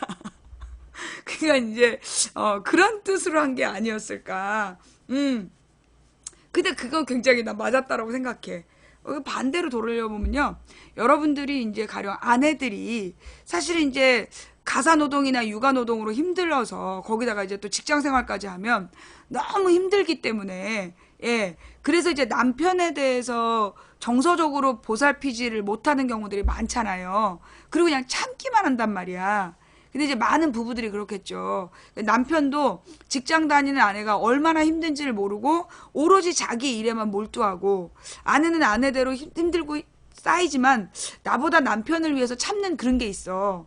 내가 요즘에 이제 생명과 윤리란 책을 보니까 남자와 여자가 생각하는 방식이 다른 거야. 그러니까 이제 내가 우리 집에서는 내가 남성적 기질이 있는 거야. 한번 일에 몰두하면 막 그쪽으로만 쏟아져 가는. 그리고 우리 남편은 굉장히 관계에 대해서 배려를 잘하는 게 있는 거야. 그러니까 우리는 기질이 반대인 거죠. 예, 기질이 반대인 건데, 대부분의 아내들이 힘든 이유가 뭐냐면, 직장 생활과 가사 노동을 하면서 힘든 이유가 뭐냐면, 여자들은 남자들을 배려하느라고 너무 오래 참는 거야. 너무 오래 참다 보니까 도저히 되돌릴 수 없는 지경이 됐을 때 폭발하는 거예요. 예. 그러니까 왜 황혼 이혼할 때도 보면 남자들은 황혼 이혼을 대부분 거부하는데 아내들이 황혼 이혼을 요구해. 그게 황혼 이혼이 뭐냐면 나이 들어서 이혼하는 거. 그 이유가 뭐냐면 수십 년을 참다가 터져버린 거고 이건 되돌릴 수 없는 거야. 예. 그래서 이제 황혼 이혼이 되는 거거든. 그래서 뭐라 그러나 부부간에 뭐가 필요하냐? 상대방이 파트너인데 그렇잖아요. 직장에서도 같은 팀원들을 잘 봐야 돼. 팀원들의 상태를 잘 모르고 업무를 추진하다가 어느 날 팀원 하나가 빵꾸 나버리면 전체가 어그러질 수 있잖아. 그러니까 같이 일하는 팀들을 잘 관리해야 되는 게 팀장의 자세란 말이에요. 마찬가지로 집에서도 그래. 아내나 남편을 같은 팀원으로 봐야 돼. 그래서 상대방의 컨디션을 잘 파악하고 관리해 주려고 해야 이 가정이라는 팀이 제대로 운영된다는 거죠. 예. 그래서 남편과 아내가 물론 그래도 유지됐던 건 부부관계 때문이야. 근데 요즘에는 너무나 일이 바빠갖고 부부관계도 소원해지고 그러면 이 부부는 사실 아이를 키우기 위한 경제공동체 이상의 의미가 없는 거야. 정서적인 공동체가 아니라 오로지 아이의 교육비를 벌기 위한 그런 경제공동체 수준으로 머문 가정은 그 가정에 많은 문제가 발생할 수밖에 없어요. 네. 네. 그래서 진짜 필요한 건 뭐냐 하면 그 가족이라는 건 뭐냐. 정서 공동체다. 그걸 잊으면 안 돼. 그러려면 부부가 먼저 변해야 돼요. 예. 부부가 먼저 변해야 되는데 내가 이제 지난 주중에 들은 이야기들 중에 뭐가 있냐 하면 요즘에 이제 교회들이 아버지 학교 같은 걸 많이 한다는 거야. 그리고 이제 아버지 학교에 주로 오는 아버지들이 누구냐 하면 평생 돈 버느라고 가족을 돌보지 못한 아버지들. 그래서 가족들로부터 이미 그 소외되어 있는 사람들, 이런 사람들이 그 아버지 학교에 와서 자녀들과의 관계를 회복하는 법을 배우러 오는 거야. 근데 문제는 뭐냐면 그 아버지들이 그 아버지 학교를 딱 배우고 와가지고 자녀들한테 이리 와라, 한번 안아보자, 이런다는 거야. 그러면 그 아이는 수십 년 아빠에게 안기고 싶은데 그 어린 시절 적어도 15년을 아버지를 기다리다 체념해버린 아들이 아버지가 어느 날 와서 한번 안아보자 그런다고 해서 오겠느냐고. 그래서 그건 또 하나의 폭력이다. 예, 그런 이야기들을 하더라는 거예요. 그러니까 이제 이게 우리 현대사회가 가족이 깨어졌다라는 것을 이제 알고 있고, 그리고 이제 이 아버지 학교들을 하고 있는 그 취지는 좋은데 문제의 근본적인 원인을 개인의 문제로 보기 때문에, 개인이 아들을 돌보지 않은 문제, 그러니까 아들을 가서 안아줘라 그런다고 해결될 문제가 아니야. 예. 여러분이 아마 다른 인생 상담하고 망치 부인의 인생 수다방하고 좀 다른 걸 느낄 거예요. 뭐냐 하면 다른 인생 상담들은 기본적으로 개별적인 관계에 집중하잖아. 그죠? 예. 개인 대 개인적인 관계로만 바라본다. 그걸 가지고 기준을 하는데, 나 같은 경우에는 내가 인생 상담이라고 안 하고 인생 수다방이라고 그러잖아요.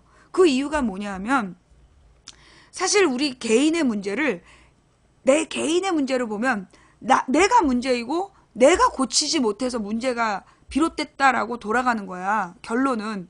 그래서 자기 문제 안에 도로 갇히게 되는 거예요. 왜 그 뭐라 그러나 전문의하고 상담을 해도 나아지지 않느냐 하면, 모든 상담의 기본은 네 개인의 문제다라고 보기 때문이야. 그러니까 결국은 뭐야? 네가 문제를 해결 못한 거고, 네가 용서하지 못한 거고, 네가 상황 판단을 못한 거고, 네가 피해의식이 있는 거고, 네가 열등감이 있는 거고, 이렇게 얘기를 하잖아. 근데 그게 아니라는 거죠. 실제로 필요한 건 뭐냐면 나의 문제가 나 개인만의 문제가 아니라는 거야. 결국은 공동체적인 문제이다. 왜 이 아버지들이 왜 자녀들로부터 고립됐느냐 하면, 지금의 이 아버지들에게 우리 사회가 뭘 요구했어? 가족은 돈만 벌어다 주면 된다. 너는 오로지 회사에 충성해라. 그래서 휴일도 없고 저녁도 없이 무조건 회사에 충성했잖아. 그러다 보니까 어느 순간 가족들은 다 커버린 거야. 자녀들은 아버지를 기다리다 잊어버렸고, 그리고 아버지 없는 삶에 익숙해진 거야. 그런 상태에서 아버지가 회사에서 어느 날 갑자기 잘려갖고 돌아가서 관계를 회복하자고 했을 때 그 아내도 아이도 돈도 못 벌어온 아버지는 필요 없다는 거지. 그러면 이게 아버지의 문제냐고. 이건 아버지의 문제가 아니야. 그건 사회적인 문제지. 우리의 아버지들더러 그렇게 강요한 거잖아. 그래놓고 그 아버지들더러 당신이 자녀들을 돌보지 못했다. 근데 사실 지금 이 한국에서 직장 생활하는 아버지들이 자녀들을 돌볼 시간이 없는 거야. 구조적으로. 아니 11시 전에 가지를 못하는데 애들이 11시 때까지 깨 있으면 키가 안 커. 애들은 9시엔 자야 돼. 그러면 적어도 아버지들이 저녁 7시 이전에 들어가서 아이들과 밥을 먹고 한두 마디 대화라도 하려면 6시엔 퇴근해야 되는 거야. 그쵸? 6시에는 최소한 퇴근을 해야 아이들로부터 소외되지 않는 아버지가 되는데, 우리 사회는 11시, 12시까지 풀로 부려먹잖아. 왜?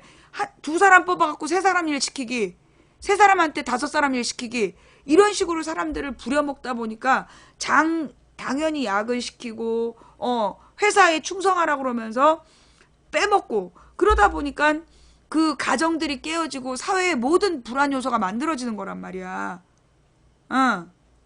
그래서 우리가 모든 부부 문제도 마찬가지고, 자녀 문제도 마찬가지고, 그 아버지의 고립 문제도 마찬가지야.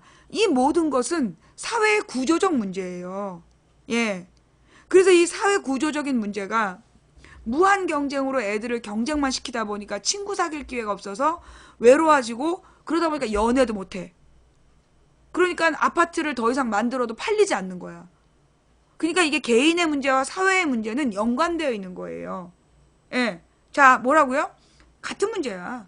아버지는 아버지대로 돈만 벌어오고, 엄마는 아버지 없이 애들 혼자 키워야 되니까 애들하고 맨날 전쟁만 하는 거고, 아이들은 정서적인 보살핌을 받지 못한 상태에서 무한 경쟁에 내몰린 거고, 그러다 보니까 친구를 사귀고 누군가하고 정서적으로 서로 교류하는 법을 못 배우니까 그렇게 명문대를 나온 쓰레기가 돼서 애인을 못 삼기는 거야. 또는 명문대를 못 간 쓰레기라고. 명문대를 못 갔으니까 자기 쓰레기라고 여겨. 그래서 나는 연애할 자격이 없어? 그래서 외롭게 사는 거야. 그래서 텔레비 보면서 혼자 밥 먹고 혼자 술 먹고 이러고 있는 거죠. 이 모든 문제는 결국은 사회가 구조적으로 인간을 쓰레기로 만드는 거야. 특히 우리 사회가 오로지 최소 비용으로 최대 이윤을 추구하는 것이 정의롭다라고 생각하는 잘못된 우리의 판단 때문에 우리의 인간 삶이 망가져 버리는 거죠. 그래서 여러분들이요, 우리가 인생 상담을 많이 이제 아무리 인생 상담을 한다 해서 나아지지 않는 문제는 사회 구조를 개선해야 되는 거야. 우리의 모든 문제는 어디서 비롯됐냐면 사회적인 문제에서 비롯된 거예요. 여러분이 외로운 문제, 여러분이 연애를 못하는 문제, 여러분의 부부가 문제, 여러분의 부모와 자녀가 대화를 못하는 문제, 이 모든 문제는 사회적인 문제이다. 우리 사회가 지금 최소 비용으로 최대 이윤을 추구하는 것을 정당하다고 보고 있기 때문에 벌어진 문제야. 그래서 그걸 우리 모두가 다 같이 바뀌지 않으면, 그걸 다 같이 바꾸지 않으면 우리의 문제는 해결이 안 되는 거예요. 자, 여기서 절대 안 바뀔 듯이라고 얘기하는 사람들이 반드시 있어요. 그죠? 우리가 이런 문제는 절대 안 바뀔 거야 라고 생각하면 안 바뀝니다. 예, 뭐요? 우리가 이런 사회 문제를 우리가 아무리 노력해도 절대 안 바뀔 거야 라고 얘기하면 안 바뀌어요. 그런데 이건 바꿔야 돼 라고 우리가 다 같이 생각하면 바꿀 수 있어요. 우리는 경험이 있잖아요. 그죠? 우리 망치부인 방송에 경험이 있잖아. 우리가 작년 봄에 박근혜를 탄핵시킬 수 있다고 믿었던 사람은 아무도 없었어요. 그죠? 그런데 작년 봄에 망치부인이 박근혜가 탄핵될 것이다. 이런 식으로 가면 탄핵될 수밖에 없다라고 얘기를 했고, 그리고 우리는 이 박근혜 탄핵까지 우리가 한 사람이 꾸는 꿈은 꿈일 뿐이지만 백인이 꾸고 만인이 꾸면 현실이 된다. 중지동천이다. 그러면서 평화시위로 박근혜를 끌어내린 거 아니에요? 그건 우리의 하나의 굉장히 중요한 승리적 경험이에요. 그 기억을 가지고 우리는 사회 전반을 바꿔놔야 되는 거야. 우리가 지금 한참 대선이 진행되고 있는데 대통령 하나 바꾼다고 모든 문제가 해결되겠냐고. 지금 나와 있는 후보 하나 A부터 Z까지 누가 되든 우리나라의 문제 못 바꿔요. 대통령이 바꿀 수 없어요. 대통령이 바꾸는 세상이 아니라 누가 바꿀 수 있느냐 하면, 누가 바꿀 수 있느냐 하면 우리 자신이 바꿀 수 있는 거예요. 우리 국민들이 스스로 바꿔야 바뀌는 거지. 우리가 그러니까는 바뀌지 않는다. 맞아요. 바뀌지 않아요. 그 지금의 이 현실은 절대 바뀌지 않아요. 다만 바꿀 수 있는 거죠. 뭐요? 중요한 말이야. 우리가 인생 상담을 오늘 되게 많이 들어왔는데 일단 그 서머리로 얘기하는 거예요. 우리가 인생 상담에 대해서 임하는 자세는 우리가 개인의 문제로 바라보면 안 된다. 이건 모두 사회 구조적인 문제이다. 그래서 우리가 가져야 되는 건 뭐냐면 나만 바꾼다고 되는 문제가 아니야. 수신제가 치고 평천하가 그게 단계적 문제가 아니란 얘기는 뭐냐면 나의 문제와 사회의 문제는 연관되어 있다는 거예요. 나의 문제와 사회의 평천하는 수신과 치고 평천하는 연관된 문제다. 그래서 내 자신을 바꾼다고 해서 내 환경이 바뀌지 않아. 그죠? 그러니까는 이 많은 상담자들이 뭐라고 얘기하냐면 바꿀 수 없다면 즐겨라. 그런 이야기. 그죠? 환경을 바꿀 수 없다면 자세를 바꿔라. 그건 되게 단기적 처방이라는 거야. 결론은 뭐냐면 우리 모두가 행복해질 수 있는 평천하를 만들어야 되는 거야. 그 평천하를 바꾸기 위한 나를 바꾸는 거야. 우리가 이제까지는 그 나만 바꾸면 내 주변에 이 고통을 외면할 수 있다. 이 한마디로 그 마취제를 놓는 거였단 말이야. 근데 우리가 마취제를 놓는 식의 인생 상담이 아니라, 인생 문제 해결이 아니라 수신의 목적이 뭐냐면 고통을 외면하기 위한 수신이 아니라 고통을 정확히 바라보고 우리가 저 평천하로 가기 위한 수신. 어려운 말인데 이해들 하셨어요? 우리가 수신제가 후에 치국 평천하다 그런 얘기를 했잖아. 나를 바로 세우고 내 가까운 가족과 이웃 공동체를 제대로 운영되게 하고 그리고 치국 평천을 해야 된다. 나라를 다스려서 평화로운 세상을 만들어야 된다라고 얘기를 했는데 이게 가장 기본이 수신이다라고 얘기를 했단 말이야. 그러면서 우리가 수신도 못하면서 평천하 얘기하지 말아라고 내가 늘 얘기를 했던 건 사회 문제에 대해서는 감나라 대추나라 말이 많아. 근데 자기 삶은 개판인 사람들이 있단 말이야. 그래서 내가 자기 삶을 똑바로 세워야 된다. 그래야 우리가 사회를 바로 세울 수 있는 기초가 된다. 왜? 사회는, 우리 사회 공동체는 우리 개별적인 존재들이 모여서 이루어진 공동체야. 그러니까 나 개인이 무너져 있으면 사회가 아무리 멋진 고대 강치를 지어도 무너지게 돼 있는 거야. 한쪽 부분에서. 그러니까 우리가 나 자신을 바로 세우기 위해서 인생수다방을 하는 거예요. 그런데 이게 우리가 인생수다방을 나 개인의 문제로 생각하면 안 된다는 거야. 우리가 지금 한 2번, 오늘이 3번째인데 첫 번째, 두 번째 인생수다방을 통해서 우리가 깨달았어야 됐던 게 뭐냐면 우리가 지금 겪고 있는 문제는 개인의 문제가 아니다. 그죠?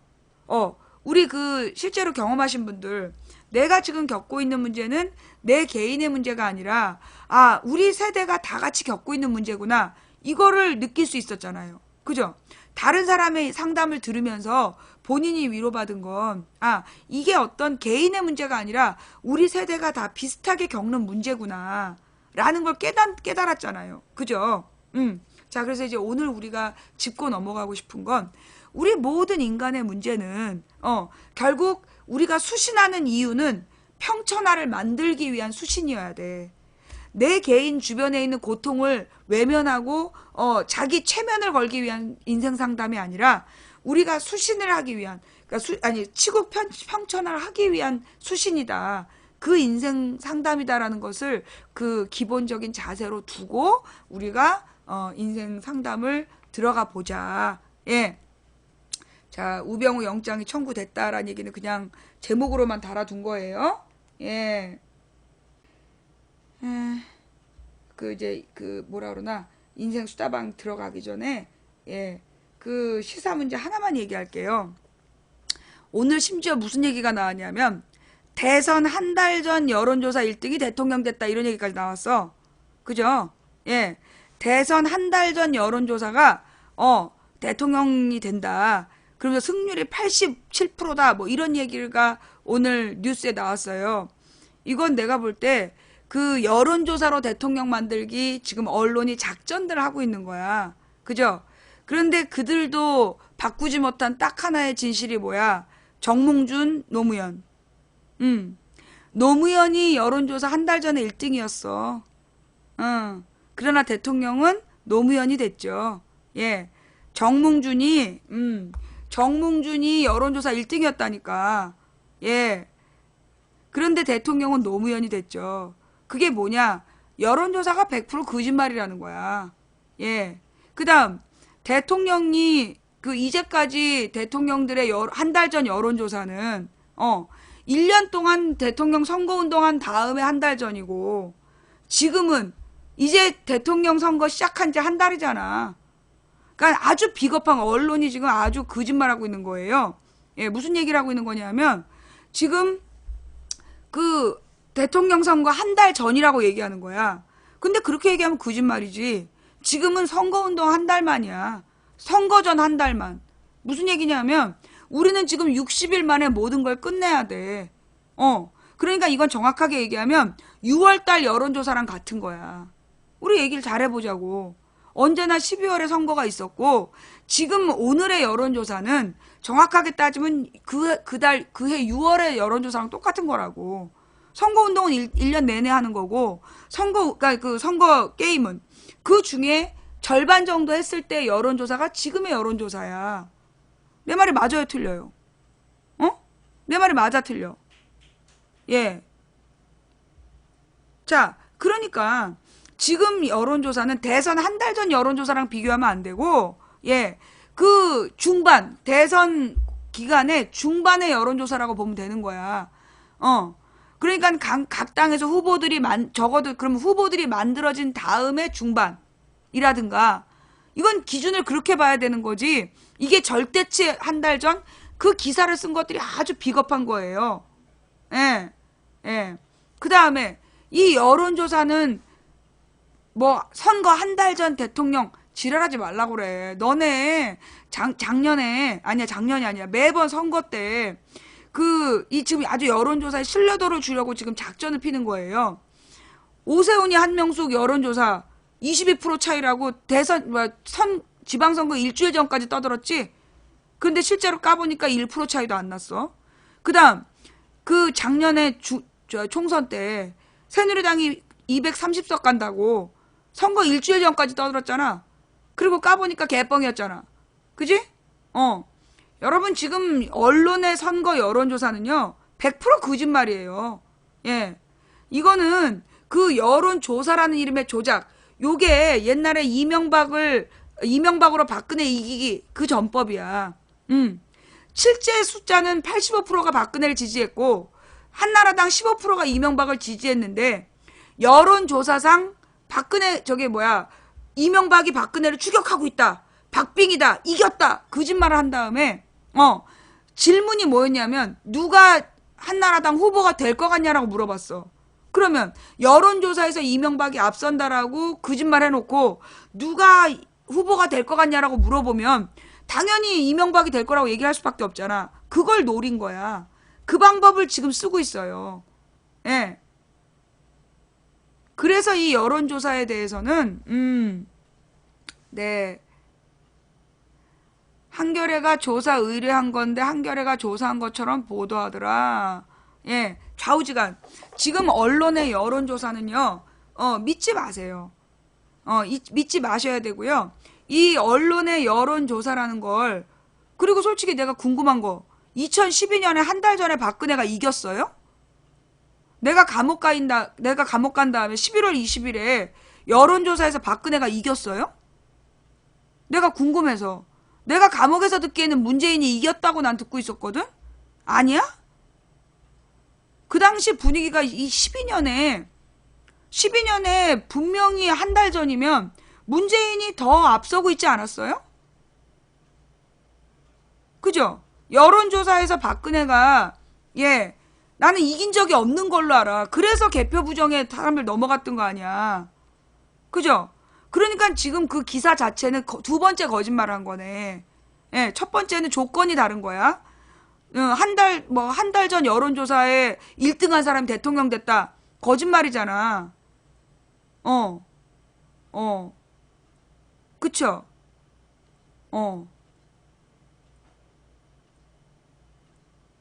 문재인이 앞선 적이 있다고? 무슨 얘기야 지금? 예. 그 당시에 여론조사에 대해서 여러분 잘 모르시는 것 같은데 몰라. 내가 감옥에 간 게 11월 16일이야. 그때까지 상황 얘기해 줄게. 안철수하고 박근혜가 여론조사를 했어. 그게 그 2011년에 노컷뉴스에서 안철수가 박원순한테 양보한 날, 그날 여론조사를 750명한테 한 거야. 그래서 안철수가 박근혜를 이겼다. 그렇게 발표를 해. 그 다음에 어떻게 됐냐면 안철수 박근혜를 여론조사를 계속하면 언제나 안철수가 이겼어. 그 다음에 그 안철수가 나오기 전에 박근혜하고 다른 후보들을 다른 후보 7명을 나열해 놓고 박근혜하고 그러니까 박근혜를 한 명만 놓는 거야. 그럼 박근혜 지지자들은 박근혜를 10몇 프로 찍고 나머지는 다 표가 분산될 거 아니야. 그래서 박근혜 1등이라고 여론조사를 발표를 했던 거야. 그래서 박근혜랑 누구를 데려다 놔도 박근혜가 이겼어. 안철수 빼고. 그래서 안철수 1등, 박근혜 2등, 문재인이 3등의 상황이었어. 근데 내가 거기다 문제 제기를 해요. 야 씨발 너네 왜 맨날 안철수 박근혜 문재인 이렇게 조사하냐. 안철수하고 문재인을 조사해서 누가 야당 단일 후보로 적당한지 조사해봐라. 내가 이거 12년 얘기예요. 그렇게 얘기를 해. 그래서 딱 조사하자마자 누가 이겼어? 문재인이 이겨. 그 뒤로 한 번도 문재인이 안철수한테 진 적이 없었어. 그게 뭐냐? 내가 그 효과를 낸 거야. 무슨 효과냐? 이것들이 맨 처음에 그 효과, 가령 박근혜 1등 만들기를 어떻게 했냐면 박근혜 하나에다가 나머지 야당 후보를 다 늘어놓고 여론조사를 물어봐. 그럼 박근혜가 1등 하잖아. 그럼 박근혜가 다 이긴다. 어떤 후보랑도 이긴다라는 논리를 만들고 그 다음에 뜬금없이 그 박근혜랑 안철수를 딱 해갖고 안철수가 박근혜 이긴다. 그렇게 세뇌를 시키는 거야.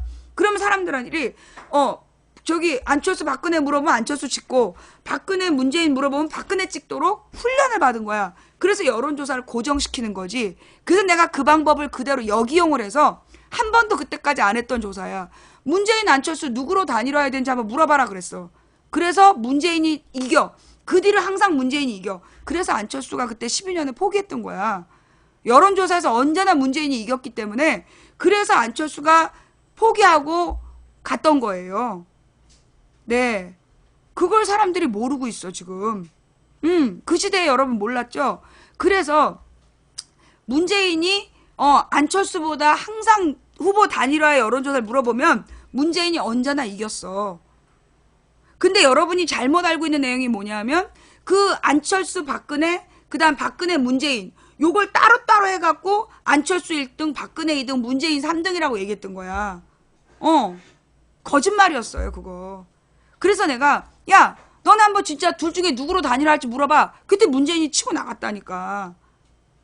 그 당시에 뉴스가 있으니까 찾아보시고요. 네. 그러니까 이제 지금 이 여론조사가 누가 또 나한테 제보를 했는데 여론조사라고 받았더니 특정 후보에 대한 질문만 하더라는 거야. 지금 여론조사에서 아주 밀어주는 그 후보에 대해서만 계속 묻더라는 거야. 그래서 그 중에 하나만 긍정적으로 얘기하면 이 사람을 지지하는 사람이다라고 내려고. 예. 그때 박근혜가 문재인을 이겼다 누가 그래? 그때 박근혜가 문재인을 이겼다 여론조사 있었어요?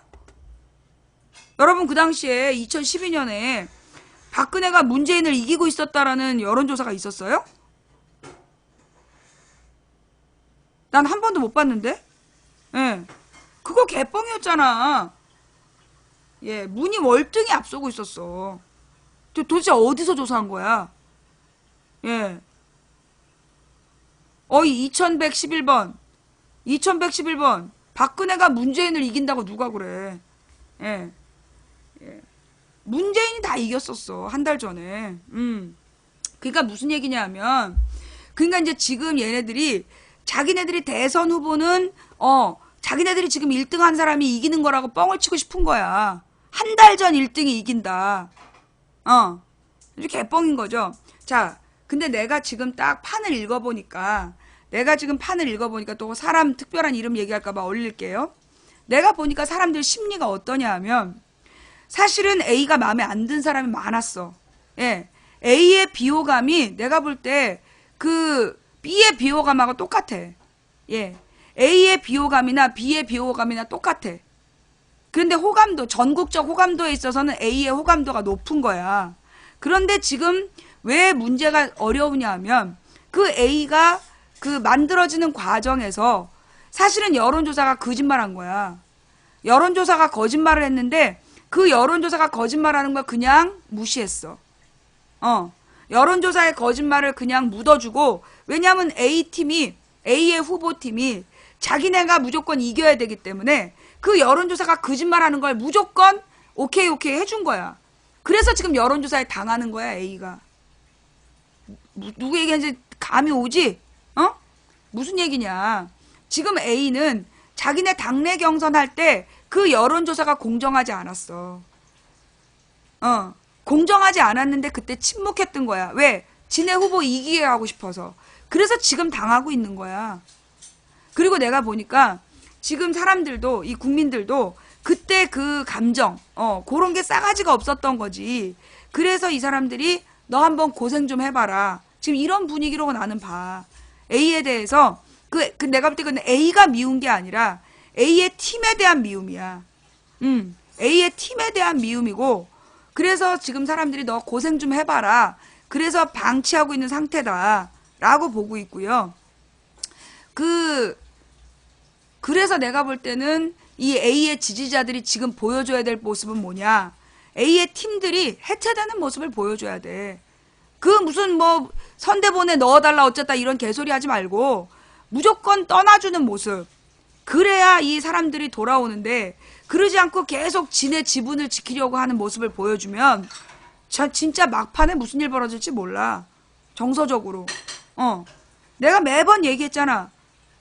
이번 지금 대선에 벌어지는 일들에 대해서 나는 이미 몇 년 동안 계속 반복적으로 얘기해왔어. 지금 벌어질 일들에 대해서 내가 얘기하지 않은 부분이 없어. 미리 다 얘기했지. 그러면 대안은 딱 하나야. 대안은 A가 나오지 않았어야 됐거나, 그러면 나왔다라면 A의 팀이 해체되는 길밖에 없어. 절대 장관이나 후보 안 하겠다, 장관이나 공무지가 안 나간다라고 얘기하고 모두 물러서는 길밖에 답이 없는 거야. 그거 안 하면 진짜 선거에서 질 수도 있어. 내가 질 수 있다 그랬잖아.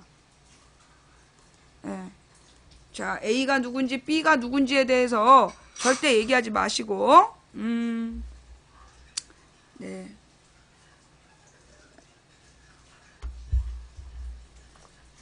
A가 누구냐 물어봐서 블랙. A가 누군지 물어봐서 블랙. 예.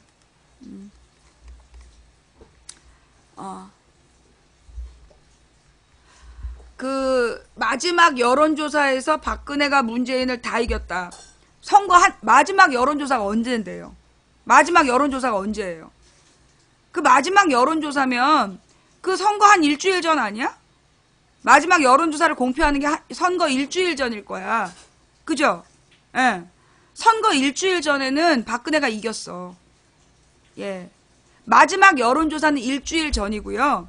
그래서 일주일 전에 박근혜가 이긴 거 맞아. 예. 근데 그 한 달 전은 아니라니까. 12월 초까지만 해도 문재인이 박근혜를 앞서고 있었어.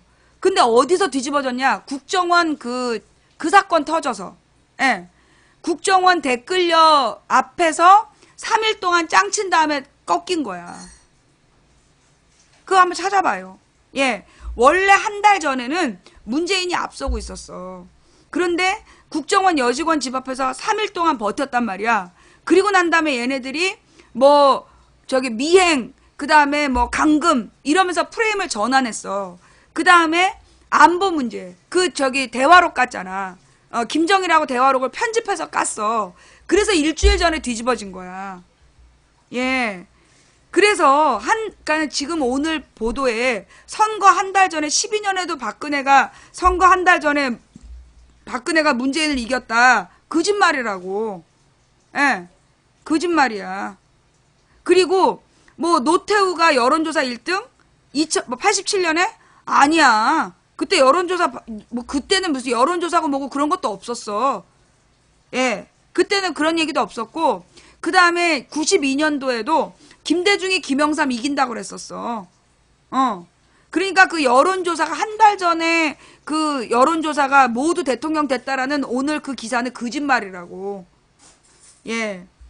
박근혜가 여론조사에서 뒤집어진 거는요, 국정원 댓글 문제에 대해서 국정원 댓글에 대한 증거를 제시 못했기 때문에, 그게 사실은 그게 증거를 제시하기 그 기간 되게 짧았잖아. 내가 만약에 밖에 있었다라면 나는 그때 국정원 여직원 집 앞에서 3일 동안 짱치라고 안 했어.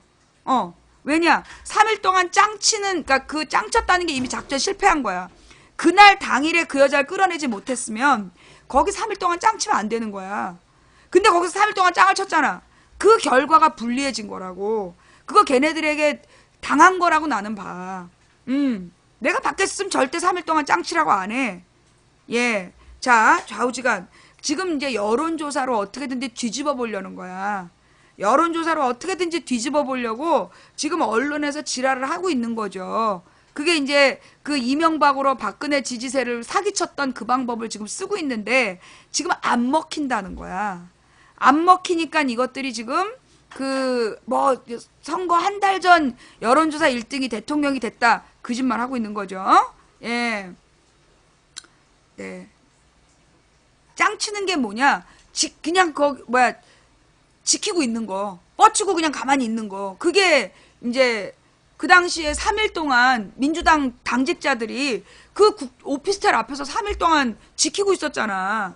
그래서 그게 문제가 된 거야. 그날 끌어내지 못하고. 그러니까 3일 동안 버티고 있는 걸 가지고 나중에 감금이란 프레임에 갇혀버린 거 아니야. 네. 그게 그 당시에 어리석은 짓이었던 거죠. 근데 지난번 선거 때도 똑같은 일이 있을 뻔했어. 지난 총선 때도 내가 볼 때 같은 전술을 쓴 거야. 어디에 이상한 사람들이 있다 이래가지고요. 민주당 의원들한테 문자를 돌려. 그래서 민주당 의원들이 거기 몰려갔다? 몰려가가지고 거기서 또 막 다 같이 모여가지고 또 한번 거기서 감금쇼를 할 뻔했어, 또 한 번. 근데 내가 빠지라 그랬잖아. 거기 그렇게 있지 말고 빠져라. 경찰한테 조사를 맡기고 싹 빠져나오라. 그렇게 얘기했잖아요. 그 국정교과서 사건이었나? 그게 선거 때였어. 선거 직전에 그런 일이 벌어졌는데 이거 내가 볼 때 작전이다. 나와라. 예. 그때 내가 아는 의원들한테 다 얘기했잖아. 예.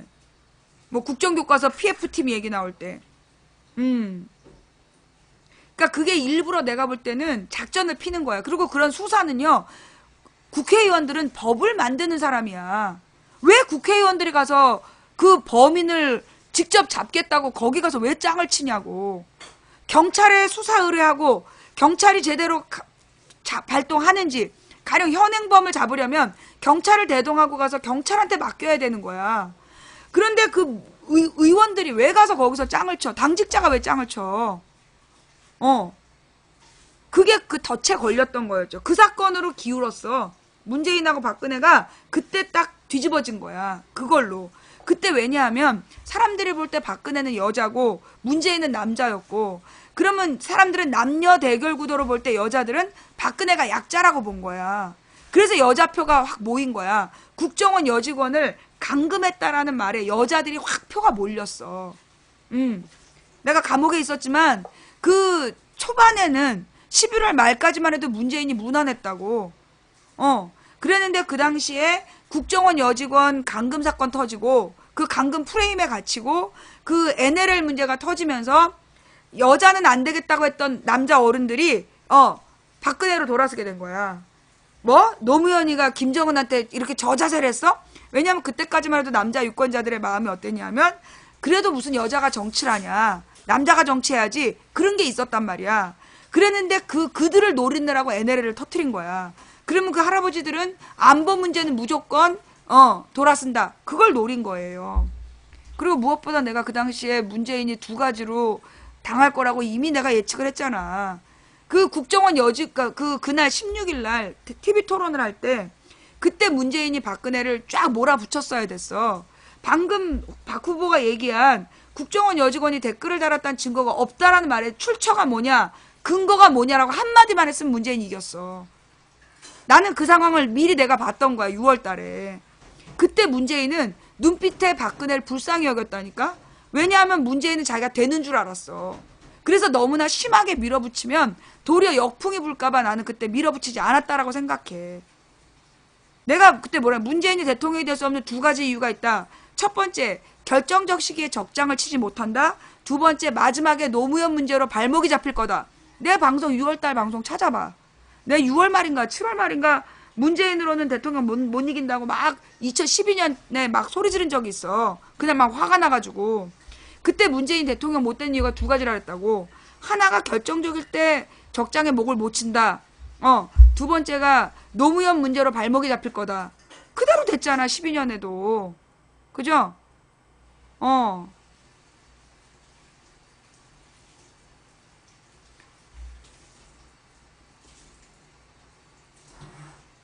근데 지금 문재인 너무 무능해. 자, 이거는 현재 후보에 대한 언급이죠. 그래서 블랙이에요. 예. 문재인은 칼을 휘두르는 스타일보다 덕장이라고 봐야죠. 이거는 지지죠. 예. 문재인에 대한 비난도 지지도 블랙입니다. 예. 문재인은 순진 해설이 이것도 블랙. 예. 나 말고 후보 이름 얘기하면 안 된다고 몇 번을 얘기했어. 예. 후보 지지도 비판도 안 돼. 나 말고는. 그리고 난 지금 역사 얘기를 하는 거잖아. 예. 자, 그 다음에 그 당시에 박근혜라는 존재를 문재인 지지자들이 너무 얕봤어. 문재인 지지자들이 이정희가 닭깎기 마사오의 딸이다라고 얘기한 거 가지고 흥분해가지고 친일파의 딸이라는 게 밝혀졌기 때문에 그 박근혜 지지자들이 박근혜 안 찍을 거다. 정말 터무니없는 생각이었다니까. 문재인 지지자들이 상황 판단을 너무 못한 거야. 이게 우리 국민들은요, 선거 때 뭐 터지는 거 싫어해요. 예.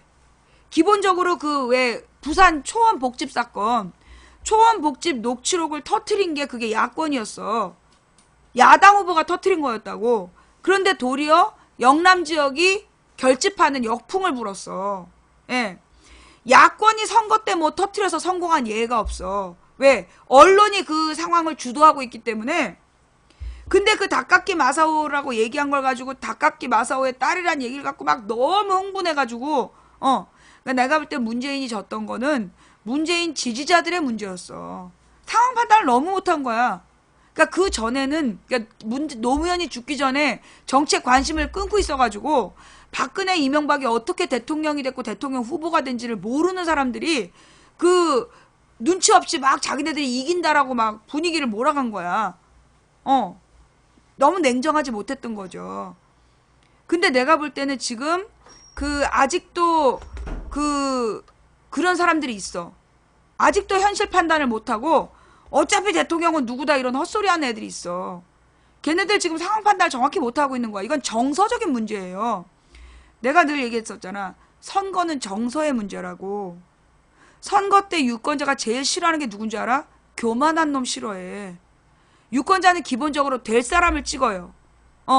그래서 대세론을 퍼뜨렸는지 모르겠는데 그 대세론은 언론이 만든 대세론이야. 언론이 만든 대세론은 언론이 뒤집을 수 있어. 그걸 잘 알아둬야 되고 그 다음에 선거는 정서의 문제야. 박빙일 때는 교만한 놈을 떨어뜨려. 잘 생각해야 돼. 박빙일 때는 교만한 애를 떨어뜨리게 돼 있어. 적이 많은 사람들이 떨어지게 돼 있다고. 그래서 지금 상황 판단을 정확하게 해야 돼. 지금 수습을 제때 못하면 너네 신이 내린 기회를 말아먹을 수 있는 거야. 내가 말아먹을 수 있다 그랬지? 죽 써서 개 줄 수 있다 그랬어. 죽 써서 개 주지 않는 단 하나의 방법은 교만한 애들을 물리치는 거야. 교만한 애들을 쫓아내지 못하면 떨궈 버리지 않으면 이건 지는 싸움이야. 어차피 이겨? 지랄하네. 12년에도 그랬잖아. 어차피 이길 거라고 지랄하다가 진 거 아니야. 정신 똑바로 차려. 그러다가 이명박 좋은 일 생겨. 이명박이가 지금 뭐 믿고 그러겠어. 여러분 생각해봐요. 왜 이명박이가 뒤에서 이 언론을 동원해서 이 지랄을 하고 있겠냐고. 목적은 하나야. 지금 정권 바뀌면 지가 저기 감옥 가야 되잖아. 자기를 감옥 안 갈 만한 자기랑 같이 일했던 사람을 지지할 수밖에 없는 거야. 이명박은.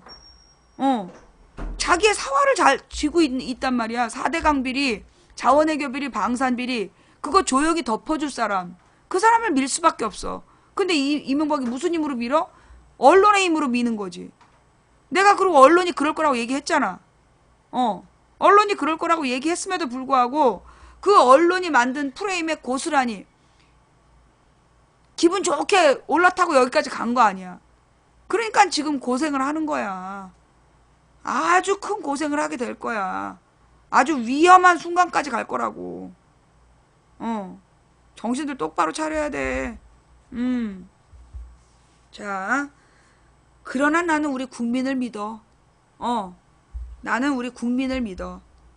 다만 우리 국민들이 문제는 투표율이야. 문제는 투표율인데 이렇게 교만무도하게 굴면 투표율이 떨어져. 특히 5월 9일 전에 휴가가 길어. 안 돌아와 버리거나 해외여행 가버릴 수 있다는 거야. 지금 아주 겸손한 모습으로 최대한 낮아져야 투표율이 올라가지. 예. 정신 못 차리고 계속 그렇게 교만방자하게 어차피 이따위 짓 하고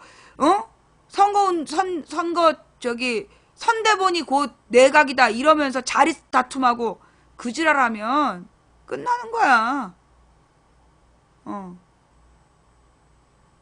그리고 내가 작년 8월에 당대표 그 사람 시키면 안 된다. 막판에 또 사고 칠 거다.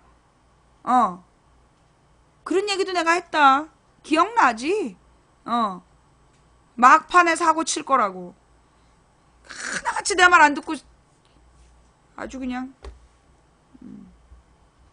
자, 그러면 이제 오늘의 인생 상담으로 넘어갈게요. 자, 이제 시사 얘기는 여기까지 끝입니다.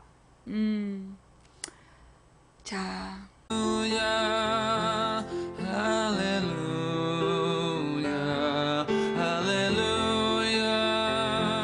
나한테 문자도 못합니다.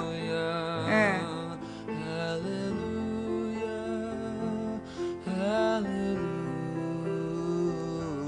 왜냐하면 전화하는 대부분의 사람들이 고소 취하해달라 뭐 이런 헛소리들 하기 때문에 예, 나는 그 전화 통화 안 받아요. 예. 그리고 이 미친 사람들이 막 한밤중에 막 새벽에도 전화하고 그래. 예. 어떡하면 좋아. 죄송해요. 잘못 눌렀어요. 해도 소용없어요. 예. 문자로 죄송하다 잘못 눌렀다라고 얘기가 왔는데 이미 나는 차단했기 때문에 누군지 몰라. 예. 자, 일단 텔레그램으로 가서 인생 상담 부분을 칠 거예요. 그러니까 인생 상담이라고 치신 분만 검색이 돼요. 어메. 자, 그럼 뭐 이제 먼저 하신 분 순서대로 예.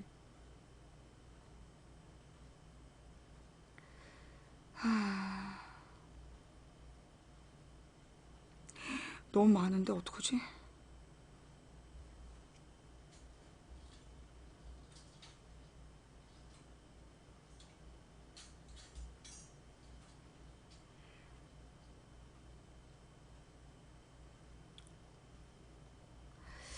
올해 44세 미혼 여성, 종교적인 부분에 최근 많은 은혜를 받아 평소 궁금한 부분 용기 내어 질문해 봅니다. 저는 교회에 등록하거나 다닌 적은 없습니다. 그냥 힘들 때만 막연히 그 주위만 맴돌다가 4년 전 뜻하지 않게 교회에서 기도 중에 하나님의 말씀을 듣고 제가 그분에 속한 사람임을 알게 되었습니다. 그런데 저는 교회에 거부감이 있습니다. 혼자서라도 신앙생활을 하고 싶은데 뭘 해야 하는지 잘 모르겠습니다. 망치님이라면 답을 알고 계시지 않을까 생각돼서 상담 드립니다. 읽어주셔서 감사합니다. 라고 얘기를 하셨는데요. 이제 이런 분들에게 권해드리고 싶은 방법은, 일단 이 예배라는 게 뭐냐 하면, 믿는 자들이 모여서 하나님을 찬양하고, 예, 그리고 하나님을 주권자임을 선포하는, 그리고 하나님의 뜻에 따라서 살겠다라고 약속하는 그런 행위를 말하고, 그래서 그 예배처에서 하는 일은 기도하고, 그러니까 회개의 기도를 하고 설교를 듣고 찬양을 하는 게 예배의 핵심적인 내용이에요. 근데 이제 요즘에 교회들이 그 본뜻을 어기고, 예, 본뜻에 따르지 않고 헛짓거리들을 많이 해요. 그러다 보니까 저도 사실 교회에 나가세요 라고 이렇게 말씀드리기가 어려워요. 막 목사들이 설교 시간에 박근혜를 찬양하고 박근혜가 탄핵된 게 너무 가슴이 아프다 뭐 이런 진짜 쥐젖반 소리를 하고 있기 때문에 교회에 나가세요라고 얘기하기가 힘들어요. 네, 그래서 저도 정말 죄송하다는 생각이 드는데, 일단 이제 이분께 권해드리고 싶은 이야기는 그 교회를 무조건 나가는 것보다, 예, 아니 일단 본인이 규칙적인 생활을 하는 편이고, 예, 본인이 규칙적인 생활을 하는 편이고, 그 혼자서도 잘하는 스타일이다.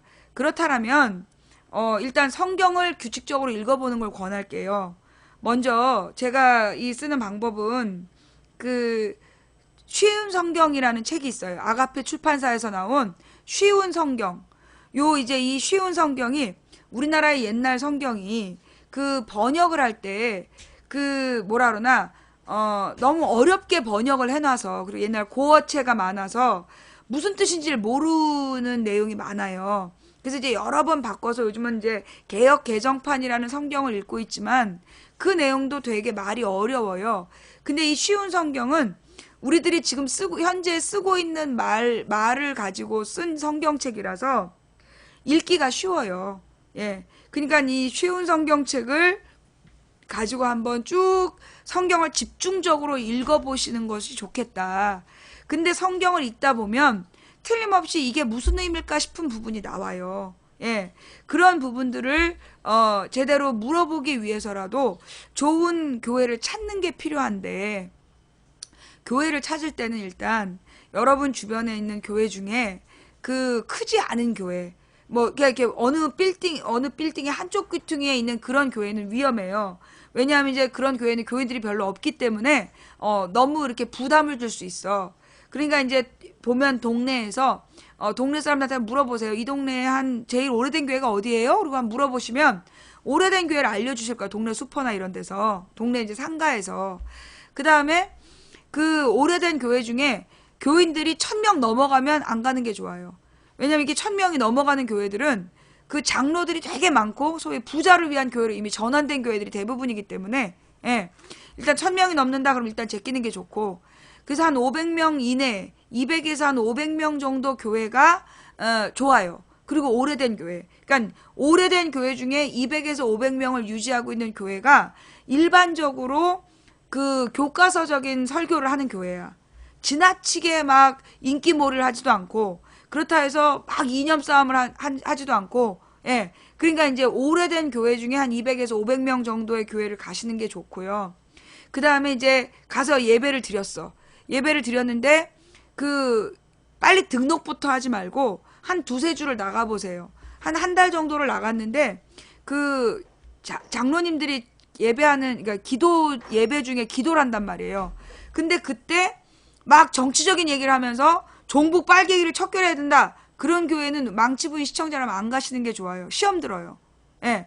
망치부인 방송 시청자가 아니고 태극기 집회, 박근혜 집회에 나간 사람들은 가도 되는데 망치부인 시청자들은 그런 교회 나가면 시험 들어요.